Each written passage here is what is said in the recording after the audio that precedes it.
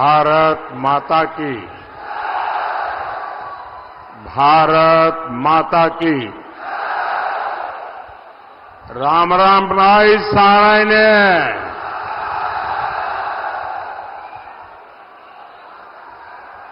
आज बुद्ध पूर्णिमा है। मैं समस्त देशवासियों को अनेक अनेक शुभकामनाएं देता हूं। मैं श्रद्धेय गुरु जयराम दास, चमन ऋषि और महान सेनानी राव तुलाराम जी को नमन करता हूं। मैं रेजांगला के शहीदों और अहिरवाल की इस भूमि को प्रणाम करता हूं।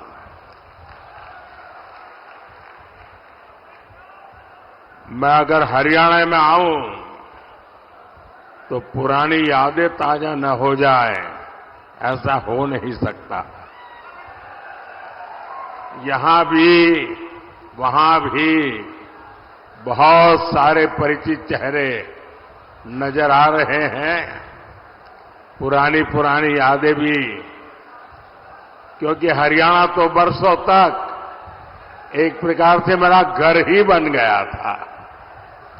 और मैं बड़े गर्व के साथ कहता हूं, मुझे राजनीति की बहुत सारी शिक्षा हरियाणा और पंजाब से मिली, और ये मेरा सौभाग्य रहा, इस मिट्टी ने भी मुझे गढ़ा है।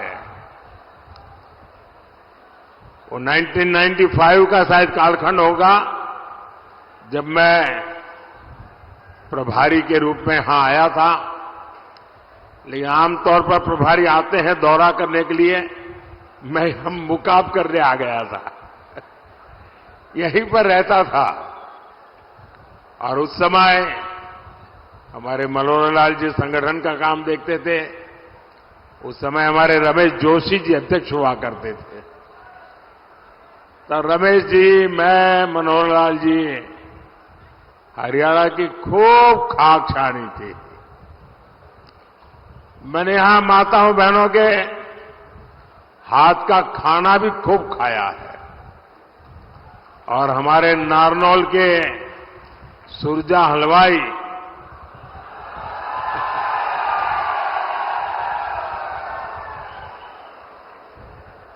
और महेंद्रगढ़ की मिठाई,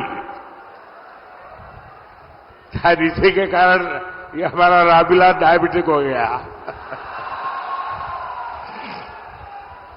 लेकिन अब भी वो इतनी अच्छी बनती है ना सब कुछ। हाँ। और गर्मी की सीजन में एक गिलास राबड़ी, मोटी मोटी रोटी और एक प्याज सारी भूख मिटा देता था। जीत सीधा सादा खाना, वो मेरा हरियाणा।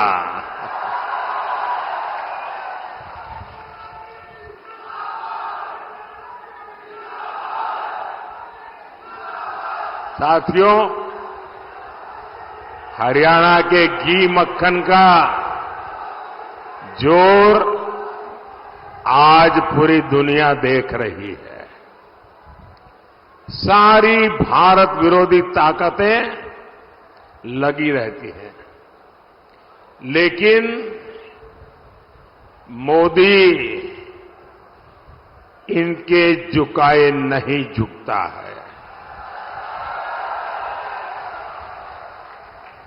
अभी मोदी को आपका कर्ज चुकाने के लिए बहुत काम करना है। हमारे हरियाणा को नई ऊंचाई पर लेकर जाना है। और इसके लिए जरूरी है, फिर एक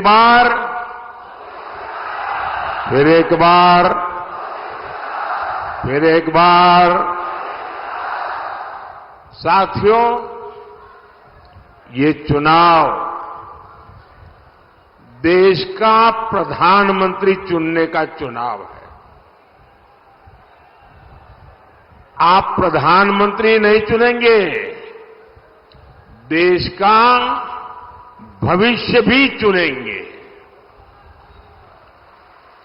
एक और आपका जांचा परखा सेवक मोदी है और दूसरी ओर कौन है? कोई अता पता ही नहीं है।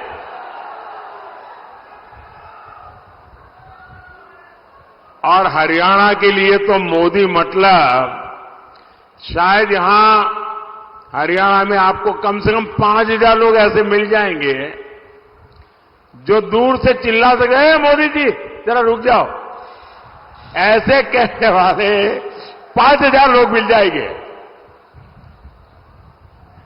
यानी हरियाणा के साथ मेरा जो अपनापन रहा है, हरियाणा ने मुझे जो प्यार दिया है, और इसलिए हरियाणा का अधिकार भी मुझ पर बनता है। चलते फिरते मुझे कह सकता है, मोदी जी गलत कर रहे हो, ऐसा मत करो। इतना मेरा आपसे नाता रहा है और पिछले 10 साल में आपने उस प्यार में कभी कमी नहीं आने दी। इससे बड़ा सौभाग्य क्या हो सकता है साथियों?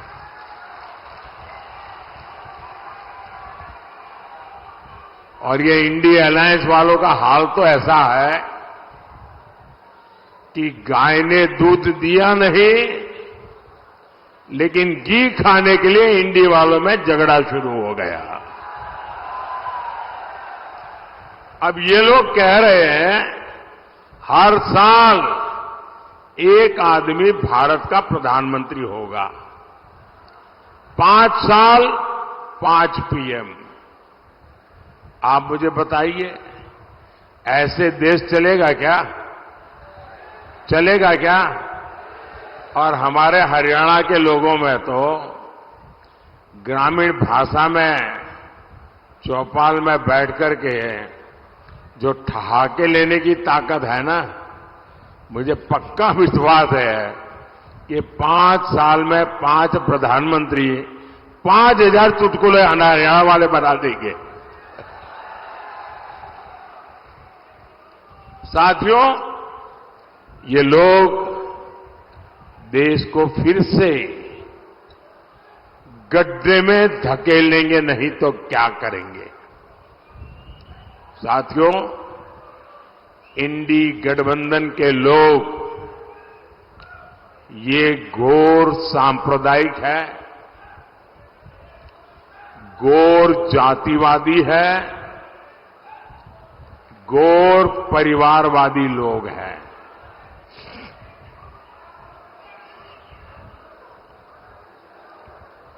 अरे वो ताऊ जी को परेशान मत कर रहे भाई, हाँ थोड़ा इधर उधर हो जा रहे।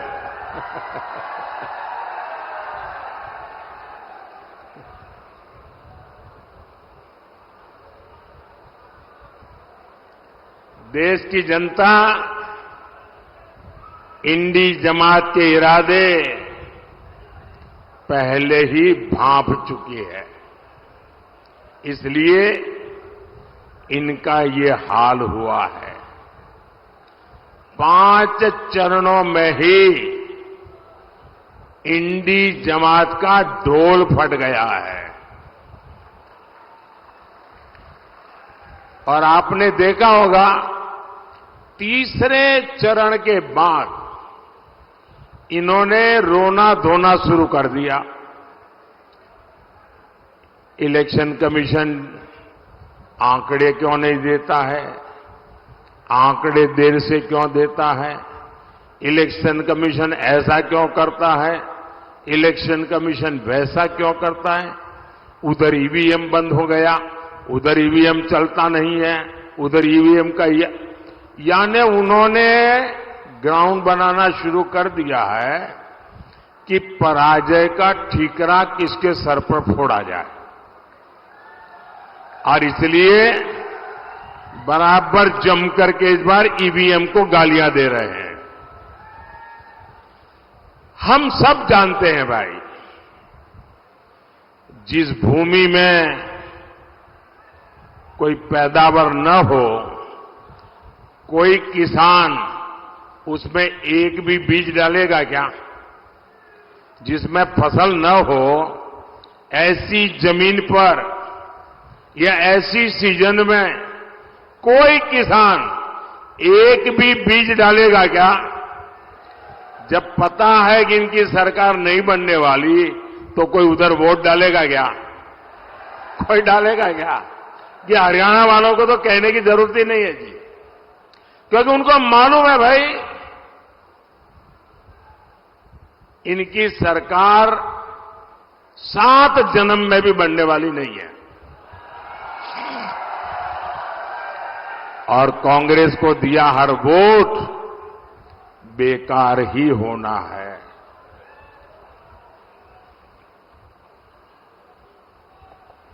इसलिए आपको सरकार बनाने के लिए वोट करना है। और सरकार किसकी बनने जा रही है? किसकी सरकार बनेगी? बच्चे बच्चे को पता है किसकी सरकार बनेगी। साथियों, 24 के इस चुनाव में पूरा देश कांग्रेस की सच्चाई जान गया है। कांग्रेस और इंडी वालों के लिए देश में भी बड़ा उसका अपना वोट बैंक है। इन लोगों ने वोट बैंक के लिए देश का विभाजन करवाया। एक भारत और दो मुस्लिम राष्ट्र बनाए।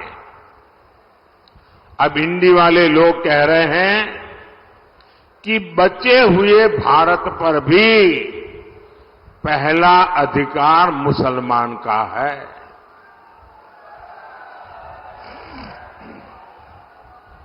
इन्होंने एससी, एसटी, ओबीसी, इनको जो बाबा साहब आंबेडकर ने आरक्षण दिया है, भारत के संविधान ने जो आरक्षण दिया है, इसको छीन करके वे वोट जिहाद करने वाले लोगों को देना चाहते हैं। आपने कल अखबारों में देखा होगा, टीवी पर देखा होगा, सोशल मीडिया में देखा होगा, बंगाल की हाईकोर्ट का जजमेंट आया है और बंगाल में भी इंडी जमात का एससी, एसटी, ओबीसी के आरक्षण के खिलाफ उनका जो षड्यंत्र है, आरक्षण विरोधी उनकी जो मानसिकता है, उसका भंडा फूट गया है। बंगाल में इन लोगों ने क्या किया? बंगाल में इन लोगों ने मुसलमानों को रातों रात ओबीसी के सर्टिफिकेट दे दिया था। जो आरक्षण ओबीसी को मिलना चाहिए, वो सारा का सारा मुसलमानों को, और वो भी घुसपैठियों में बांटा जा रहा था। हाईकोर्ट ने बंगाल में पिछले 10-12 साल में मुसलमानों को दिए सारे ओबीसी सर्टिफिकेट रद्द कर दिए। अब आप देखिए, कोर्ट न होती तो क्या होता? ये पिछड़े समाज के लोग करते क्या? ये मेरे दलित भाई बहन क्या करते हैं? ये मेरे आदिवासी भाई बहन क्या करते हैं? लेकिन साथियों, आप ये इंडी जमात वालों की मानसिकता देखिए। बंगाल की सीएम ने घोषणा कर दी है कि वो हाईकोर्ट का फैसला नहीं मानेगी। वो मुसलमानों को ओबीसी का आरक्षण देकर रहेगी। आप मुझे बताइए, कांग्रेस हो, टीएमसी हो, इंडी गठबंधन के सारे दल तो अपने वोट बैंक के साथ डटकर खड़े हो गए हैं। फिर आपके साथ, हरियाणा के साथ कौन खड़ा होगा? कौन खड़ा होगा? इसलिए मैं हरियाणा के हर एससी, हर एसटी, हर ओबीसी को भरोसा देने आया हूं, जब तक मोदी जिंदा है, कोई माइका लाल, दलित का, आदिवासी का, पिछड़ों का आरक्षण छीन नहीं सकता है। वंचितों का जो अधिकार है, मोदी उसका चौकीदार है। और भाइयों बहनों, ये चुनावी भाषण नहीं है, ये मोदी की गारंटी है। साथियों, अपने वोट बैंक को खुश करने के लिए इंडी गठबंधन वाले कुछ भी कर सकते हैं। हमारे यहां हरियाणा में हर कोई दिन में 200-400 बार राम राम बोलता है। हर 10 कदम पर वो राम राम बोलेगा ही बोलेगा। राम राम के बिना हरियाणा में कोई काम होता है क्या? लेकिन कांग्रेस का बस चले तो हरियाणा में राम का नाम लेने वालों पर ये लोगों को गिरफ्तार कर ले। कांग्रेस पूरे देश से ही राम को हटाना चाहती है। कांग्रेस जब तक सत्ता में रही, उसने राम मंदिर नहीं बनने दिया। कांग्रेस ने राम मंदिर प्राण प्रतिष्ठा तक का बहिष्कार कर दिया। और अब तो शहजादे के सलाहकार ने तो एक और बड़ा खुलासा किया है। कांग्रेस अब अगर सत्ता में आई तो राम मंदिर पर ताला लगाने की फिराक में है। कांग्रेस चाहती है कि हरियाणा के लोग रामलला के दर्शन तक नहीं कर पाए। वो रामलला को फिर से टेंट में भेजना चाहते हैं। क्या हरियाणा के लोग ऐसा होने देंगे क्या? रामलला को फिर से अपमानित करेंगे क्या? क्या ऐसे लोगों को मेरा हरियाणा जवाब देगा कि नहीं देगा? हर बूथ में चुन चुन करके उनको साफ करेगा कि नहीं करेगा? साथियों, कांग्रेस हमारी आस्था का ही नहीं, हमारे तिरंगे का भी अपमान करती है। 370 के नाम पर कश्मीर को देश से अलग किसने रखा? किसने रखा? 70 साल तक कश्मीर में तिरंगा किसने नहीं फहरने दिया? आज ये लोग कह रहे हैं ये सत्ता में आए तो फिर से 370 वापस लाएंगे। क्या हम कश्मीर के हुए बलिदानों को बेकार जाने देंगे क्या? बेकार जाने देंगे क्या? कांग्रेस के मंसूबों को क्या हरियाणा कामयाब होने देगा क्या? साथियों, कांग्रेस ने देश के पूर्व फौजियों के साथ भी धोखा किया, एक्स सर्विसमैन के साथ धोखा किया।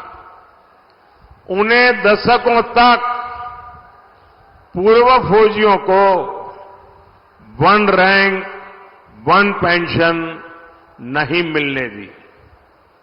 कांग्रेस झूठ बोलती थी कि OROP one rank one pension उसके लिए 500 करोड़ रुपया पूर्व फौजियों को देंगे।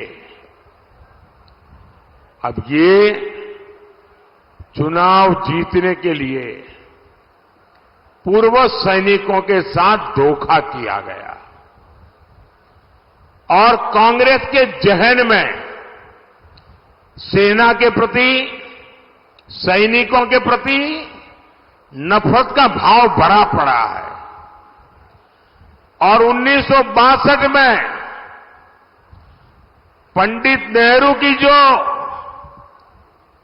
ऑरा का गुब्बारा जो फूट गया, चाइना के हाथों में जो हमारी पिटाई हुई, वो उसके लिए गुनहगार हमारी देश की सेना को मानते हैं। और आज भी वो परिवार उसी मिजाज में हमारी सेना का अपमान करने के मौके ढूंढती रहती है और उसी बदले की भाव से उसने 500 रुपये ऐसे ही फेंक दिया और कह दिया कि वो आरोपी हो जाएगा। वो आरोपी होने का मतलब क्या होता है, वो मोदी ने आकर के बताया। मोदी ने आकर के जब ओआरओपी लागू किया, वन रैंक वन पेंशन लागू किया, उन्होंने 500 रुपया का खेल खेला था, आपकी आंखों में धूल झोंकने का पाप किया था। मोदी ने जब एक्चुअली ओआरओपी लगाया, 1.25 लाख करोड़ रुपया लगा। कितना? अरे जरा बताइए ना, 1.25 लाख करोड़ रुपया। अब कोई मुझे बताए, कहां 500 करोड़ और कहां 1.25 लाख करोड़? ये 1.25 लाख करोड़ रुपया पूर्व सैनिकों के परिवारों के बैंक के खाते में जमा हो चुका है। जब सैनिकों का मान रखने का जज्बा होता है तो काम भी उसी जज्बे से होता है। साथियों, हमारे हरियाणा को भी लूटने में कांग्रेस ने कोई कोर कसर नहीं छोड़ी थी। मैंने तो अपनी आंखों से देखा है कांग्रेस के समय में क्या हाल था हरियाणा का। जो मुख्यमंत्री बनता था वो अपने जिले के बाहर नहीं देखता था। ऐसा कोई क्षेत्र नहीं जिसे लूटने का खुला खेल न चलता हो। आपको याद है ना, नौकरी दिलवाने के नाम पर ये लोग जमीनें बिकवा देते थे। ट्रांसफर पोस्टिंग की तो खुली इंडस्ट्री चलती थी, सड़कें गड्ढों में होती थी, उद्योगों पर संकट आने लगा था। आप कल्पना करिए, अगर कांग्रेस कुछ दिन और रह जाती तो हरियाणा का क्या हाल करती। साथियों, बीते 10 वर्षों में हमने कांग्रेस के पाप धोने में बहुत मेहनत की है। आज हरियाणा में आधुनिक हाईवे और एक्सप्रेसवे बन रहे हैं। अब न दिल्ली दूर है, न चंडीगढ़ दूर है।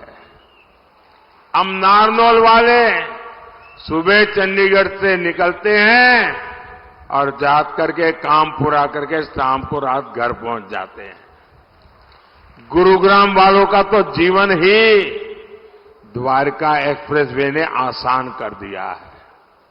इसलिए अब इस पूरे एरिया में नए नए उद्योग लग रहे हैं, रोजगार के नए अवसर पैदा हो रहे हैं। भाइयों बहनों, मैं गुरुग्राम के युवाओं से भी कहना चाहता हूं, अगले 5 साल ये देश में एक बड़ी क्रांति का समय होने वाला है। आप देखिए कैसे नए नए सेक्टर्स हमारे नौजवानों का भाग्य बदलने वाले हैं। Semiconductor sector, drone sector, startup sector, food processing sector, green energy sector, green hydrogen hub, pharma hub, अनगिनत। और इन सब में बहुत से ज्यादा काम मेरे देश के नौजवानों को मिलने वाला है। आपके हर सपने पूरे होंगे, क्योंकि आपका सपना ये मोदी का संकल्प है। साथियों, कांग्रेस के विश्वासघात का भुक्तभोगी तो हरियाणा का किसान भी रहा है। यहां उसने किसान को सिंचाई के पानी तक का इंतजाम नहीं किया। हम नहरों को जोड़कर यहां तक पानी पहुंचा रहे हैं। हमारी सरकार हरियाणा में 14 फसलों को एमएसपी पर खरीद रही है। हमारे भिवानी का किसान बाजरा और किसान का यहां जो बाजरे की खेती है और हमारा यहां का किसान जो बाजरा पैदा करता है, मेरे प्रिय बाजरे में से वो है। और मैं याद है यहां जब भी आया बाजरे की खिचड़ी अवर खाई। और मजा है कि जब बाजरे की खिचड़ी खाओ तो आधी खिचड़ी आधा घी, तब बोले खिचड़ी खाने का मजा होता है। अब मैं गुजराती आदमी इतना खा तो नहीं सकता था, लेकिन उनका प्यार हरियाणा के लोगों का, यहां का बाजरा आज भी वो मुझे याद हमेशा रहता है। लेकिन अब आपके बाजरे के श्री अन्न के प्रचार की जिम्मेदारी खुद मोदी ने ले रखी है। मैंने जितने मिलेट थे, जितना मोटा अनाज है, उसके लिए एक नाम दे दिया है श्री अन्न। और मैं दुनिया भर में उसका एम्बेसडर बन गया हूं, उसका सेल्समैन बन गया हूं। आपने देखा होगा हमारे देश में G20 की समिट हुई। दुनिया भर के बड़े बड़े नेता यहां आए थे। दुनिया की सबसे बड़ी ताकत जिसको कहें, वो सब G20 में थी। और मोदी ने उनको क्या खिलाया? मोदी ने उनको बाजरा खिलाया। और बड़े बड़े नेताओं को मैंने कहा ये सुपर फूड है। और उसका एक परिणाम ही आया कि मुझे भी अमेरिका बुलाया था, व्हाइट हाउस में भोजन था। व्हाइट हाउस में उस दिन काफी लोगों को उन्होंने खाने पर बुलाया था, देश भर के लोगों को, और सबको उन्होंने बाजरा खिलाया व्हाइट हाउस में, अमेरिका में।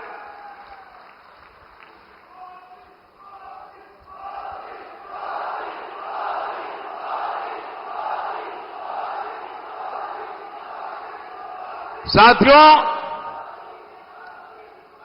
इससे क्या मोदी का प्रचार हुआ क्या? इससे प्रचार हुआ हरियाणा का, हरियाणा के किसानों का, हरियाणा के बाजरे का। साथियों, इस क्षेत्र के विकास के लिए हमने चौधरी बंसीलाल जी के साथ मिलकर सरकार चलाई थी। चौधरी बंसीलाल भिवानी महेंद्रगढ़ के विकास के लिए कटिबद्ध थे।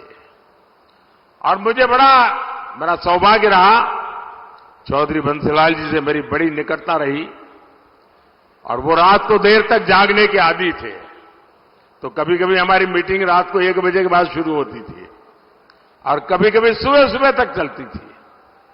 उनके पास अनुभव की इतनी बातें हुआ करती थी और मैं देखता था कि जब भी बातों में स्वामी दयानंद सरस्वती जी की बात आती थी। ऐसी एक मीटिंग नहीं होगी कि स्वामी दयानंद सरस्वती की बात निकली हो और चौधरी बंसीलाल जी की आंखों से आंसू न टपके हो। और वो मुझे इतना प्यार करते थे क्योंकि जब मैं गुजरात का था, दयानंद सरस्वती जी का जन्म गुजरात में हुआ था, तो एक नाता ऐसा बन गया था। और गवर्नेंस की दुनिया में भी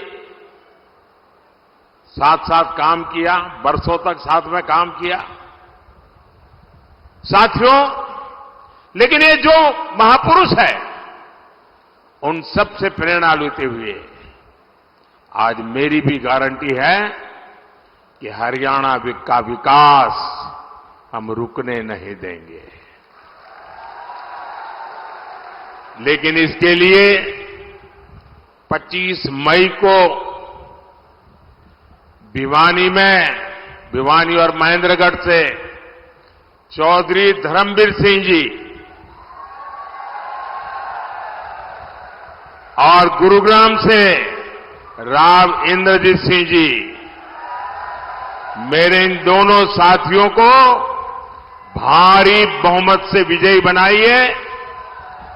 और आप जब उनको कमल के निशान पर वोट देंगे ना, वो वोट सीधा सीधा मोदी के खाते में जाएगा। तो आप पुराने सारे रिकॉर्ड तोड़ेंगे, मतदान ज्यादा से ज्यादा कराएंगे, हर पोलिंग बूथ में विजय प्राप्त करेंगे। अच्छा, मेरा एक काम है, करेंगे आप लोग? अरे क्या कमाल है भाई, ठंडे हो गए एकदम। मेरा पर्सनल काम है, करेंगे? अरे मैं भी तो हरियाणा वाला हूं यार, बोलो ना। मेरा एक काम करेंगे। देखिए, पहले तो मैं यहां गांव गांव जाता था, हर इलाके में गया हूं, हजारों परिवारों में गया हूं, लेकिन अब समय की कठिनाई है, जा नहीं पाता हूं। तो मुझे आपकी मदद चाहिए। करोगे मदद? सब लोग करोगे? ऐसे ही नहीं बता रहे हो ना, सही में करोगे ना?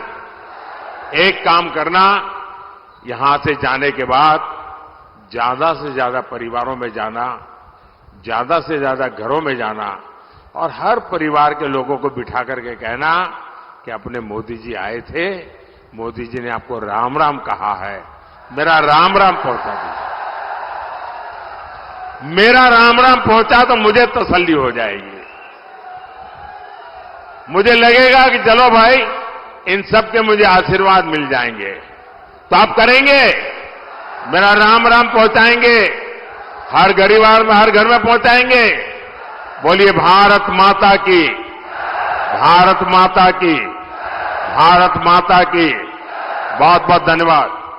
हरियाणा की हर राजनीतिक खबर के विश्लेषण के लिए हमारे चैनल जनमत हरियाणा को लाइक, शेयर और सब्सक्राइब करना ना भूलें। साथ ही बेल आइकन को भी प्रेस कर लें ताकि हर वीडियो की अपडेट आप तक पहुंचती रहे।